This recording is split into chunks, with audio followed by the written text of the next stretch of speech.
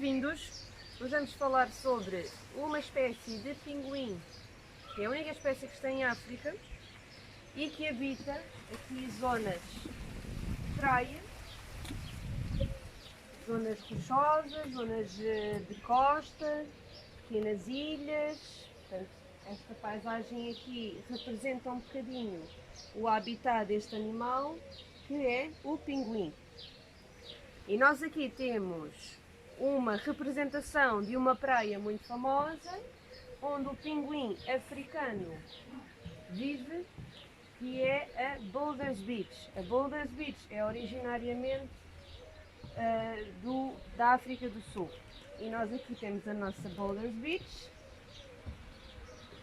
onde estão os nossos pinguins africanos.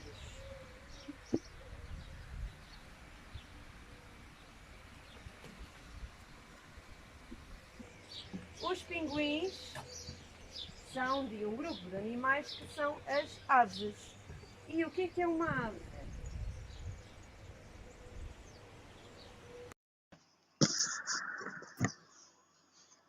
Ora, as aves são animais característicos por terem o corpo coberto por penas, têm normalmente asas e bico, não é?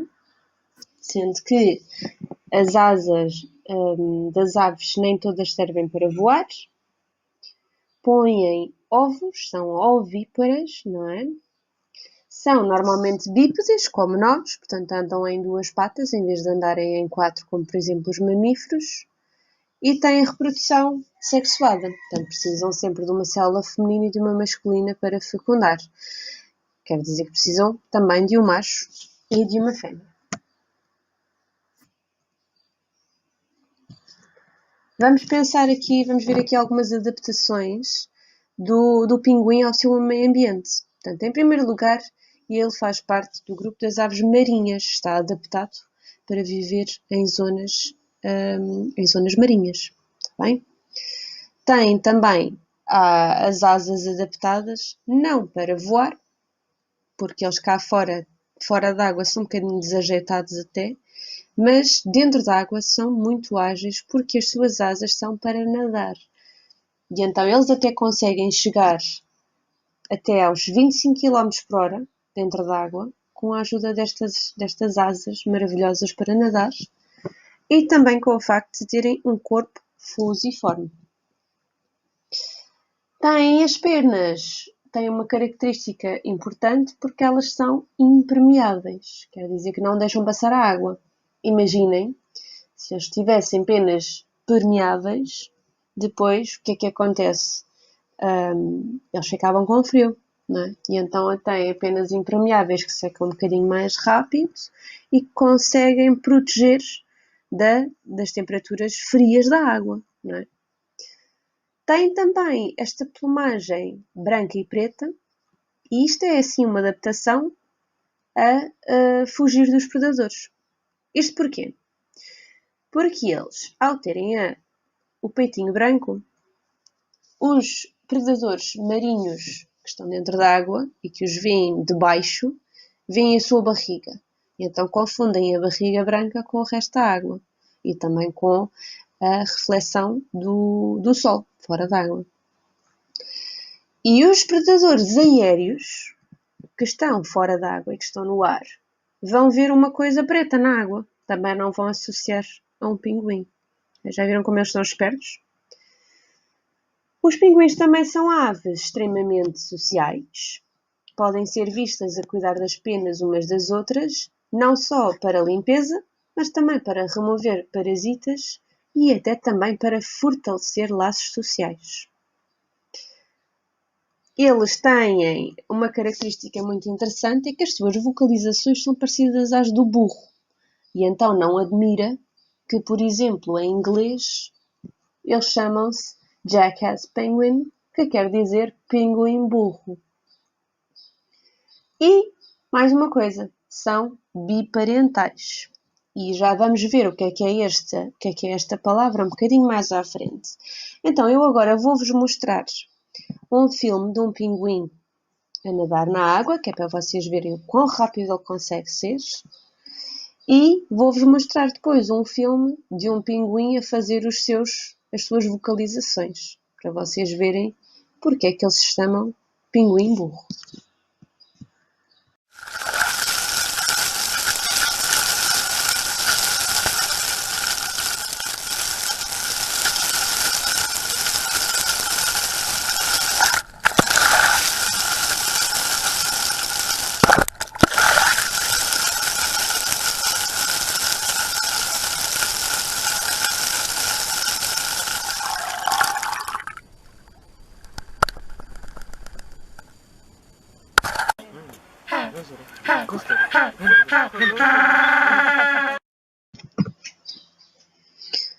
Viram como eles são super rápidos dentro de água?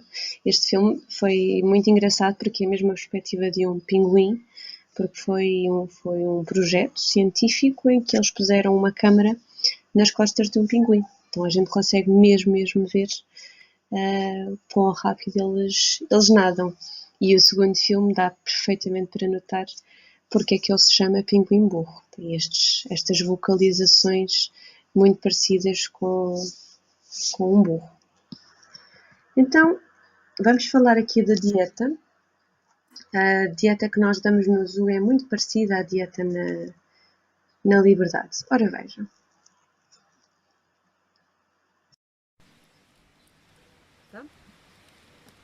Então, qual é a dieta destas aves? Como vocês veem, é maioritariamente peixe. O peixe é o favorito delas. Na natureza elas comem anchovas, mas também podem comer sardinhas, ocasionalmente lulas e crustáceos.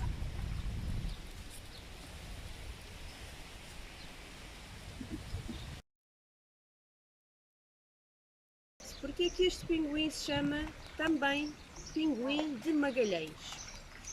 Porque foi o nosso explorador Fernão Magalhães que em 1520 avistou pela primeira vez este pinguim nas suas viagens. Tá bom.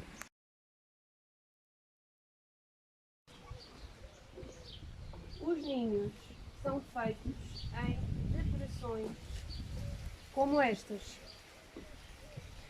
ou tocas. Porquê? Porque lhes dá alguma proteção contra temperaturas que são severas, tanto temperaturas altas como temperaturas baixas.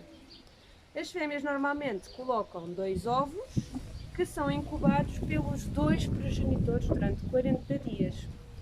Ou seja, quando um está a incubar os ovos, o outro tem que ir pescar. E depois trocam de papel. E por acaso, neste momento, no zoo de Lagos, nós temos precisamente nesta toca uma fêmea a incubar um ovo enquanto uma fêmea, um deles a incubar o ovo enquanto o outro está-se a alimentar.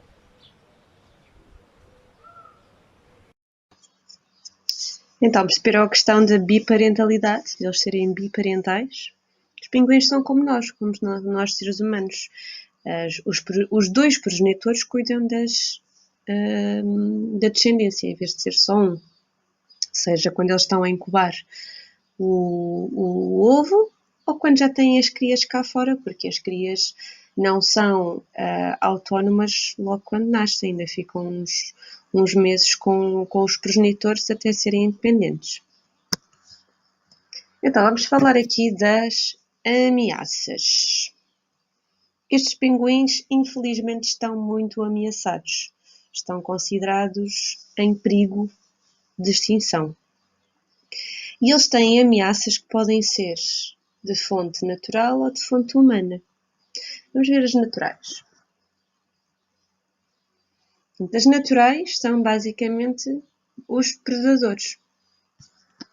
E elas têm predadores como, por exemplo, os tubarões,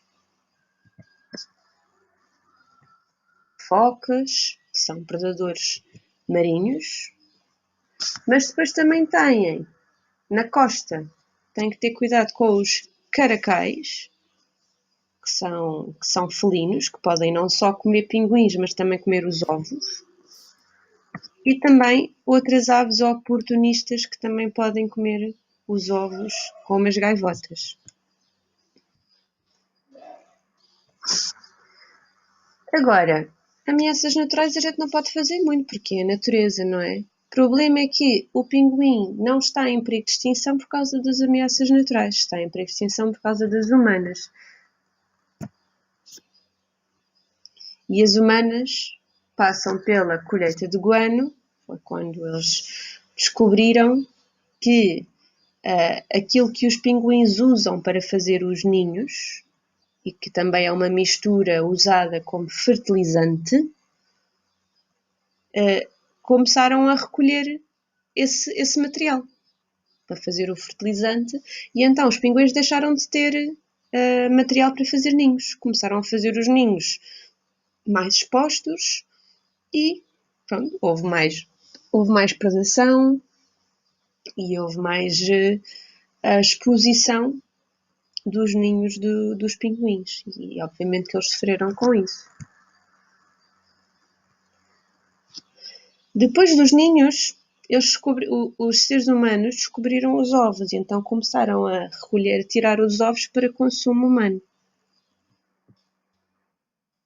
Só que hoje em dia as pessoas até são mais ou menos conscientes em relação a estas coisas. Só que existem novos problemas. Problemas cujo resultado se vê muito mais a longo prazo.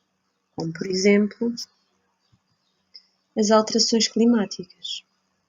Obviamente que as alterações climáticas têm impacto em todos os seres vivos e, portanto, não é de estranhar que nos pinguins também. Alteração da temperatura, mesmo até do nível das águas, não é? Se eles vivem em ilhas e se a água aumentar, se calhar as ilhas deixam de existir, deixa de haver sítio para os pinguins habitarem. Temos também este grande problema da sobrepesca, e a sobrepesca é causada pela pesca industrial, para nós, e esta pesca industrial tem que ser regulada porque nós não somos os únicos seres vivos que comemos peixe. Nós, ao estarmos a pescar tudo o que existe no mar, estamos também a tirar alimento a vários animais, como os pinguins. E depois temos aqui um outro problema muito grande, que é a poluição. E o que é que vocês veem aqui na imagem? Veem pinguins que estão cobertos por óleo. Isto porquê? Porque um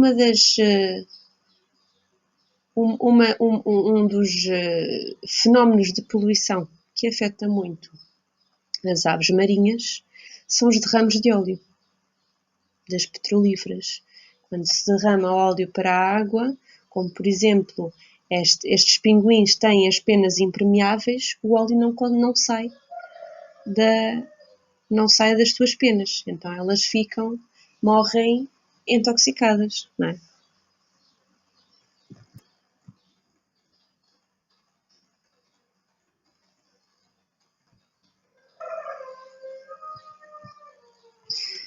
Mas não desesperem, porque já existem algumas pessoas que estão a fazer alguma coisa. Por exemplo, os zoológicos. Então, qual é que é o papel do zoo na conservação do pinguim africano? Bom, em primeiro lugar, nós já estamos a fazer uma coisa com vocês, que é a parte da educação. Promover ações de educação e alertar as pessoas para o que se está a passar. Isso ajuda muito, porque ninguém fica indiferente a mortes de animais, não é? Depois temos os chamados programas de reprodução, que são muito importantes e que fazem parte de uma associação muito importante que é a EASA. A EASA é a Associação Europeia de Zoos e Aquários. E a EASA tem 2 projetos de reprodução para ajudar a conservar certas espécies. O pinguim faz parte deste programa, que é o EEP, European Endangered Species Program. Portanto, este é o programa das espécies em vias de extinção. O outro programa é um bocadinho menos rigoroso. Como o pinguim está em perigo de extinção, está neste programa das espécies ameaçadas. Ok? E em que é que consiste este programa? Portanto, existe um coordenador do programa, um coordenador da espécie, que é também alguém que trabalha num zoo e que trabalha num zoo da EASA e que recolhe dados de todos os animais daquela espécie, por exemplo, do pinguim, de todos os jardins zoológicos, ok? E então eu produzo um livro de estudos com análises demográficas, com análises genéticas, com análise do comportamento reprodutor, ok? Pronto. E então essas informações permitem-nos também fazer algumas recomendações sobre se a gente deve tentar reproduzir os animais em cativeiro e porquê e como, porque às vezes não é fácil reproduzir animais em zoos.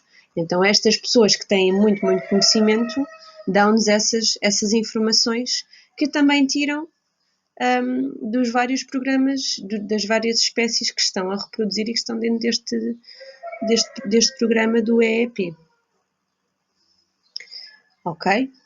Pronto. E se acontecer o pior, que nós nunca esperamos que aconteça, se, por exemplo, a espécie deixar de existir na natureza, nós conseguimos garantir a sobrevivência da espécie com estes tais programas de reprodução.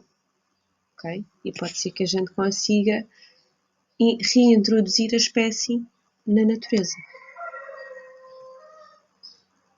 A outra iniciativa que os Udelags têm para ajudar, para promover a conservação desta espécie, é uma parceria que nós fazemos com uma fundação na África do Sul, que é a SANCO, é uma fundação para a conservação de aves costeiras. Esta fundação trabalha em várias frentes, como por exemplo resgate, reabilitação, monitorização dos ninhos das aves marinhas, trabalho com populações locais, isto para evitar um dos grandes problemas que existe na África do Sul, que são os derrames petrolíferos no mar e que atingem gravemente os pinguins. Então nós no zoo não só recolhemos donativos para esta fundação, para ajudar a manter os projetos da SANCO, mas também sensibilizamos o nosso público para o trabalho feito por eles no que toca à conservação desta espécie. Espero que tenham gostado desta aula sobre os pinguins.